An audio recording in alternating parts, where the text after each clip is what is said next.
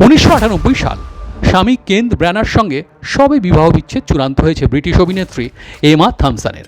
যদিও তিনি নিজে তখন প্রাইমারি কালার্সের শুটিংয়ে ব্যস্ত, আর সে সময় তার কাছে আসে একটি ফোন, যার উল্টো দিকে আজকের মার্কিন প্রেসিডেন্ট ডোনাল্ড ট্রাম্প। প্রায় একই সময়ে ট্রাম্পও তার দ্বিতীয় স্ত্রী মার্লা ম্যাপলসের সাথে বিবাহ বিচ্ছেদ করেছেন। তাই কিছু ভাবার আগেই ব্রিটিশ অভিনেত্রীকে ডেটে যাওয়ার প্রস্তাব দিয়ে বসেন তিনি। জানান তিনি এমাকে নিয়ে নৈশভোজে যেতে চান, যদিও সেদিন ট্রাম্পের কথায় বিশেষ পাত্তা না দিয়ে বিনীতভাবে তাকে প্রত্যাখ্যান করেছিলেন অস্কার জয়ী অভিনেত্রী। তারপর কেটে গিয়েছে 27টা বছর। সম্প্রতি সুইজারল্যান্ডের লোকার্নো ফিল্ম ফেস্টিভ্যালের মঞ্চে নিজের অভিজ্ঞতার কথা শোনালেন অস্কার জয়ী অভিনেত্রী। হয়তো আজ এমার তেমন কোনো আফসোস থাক বা না থাক, সেদিনের ব্যর্থ প্রেমিক আজকের প্রেসিডেন্ট ট্রাম্পের যা মতিগতি, তাতে এমার সিনেমা মার্কিন মুলুকে স্ক্রিনিংয়ের ব্যাপারে আবার মোটা অঙ্কের শুল্ক না হাঁকিয়ে বসেন।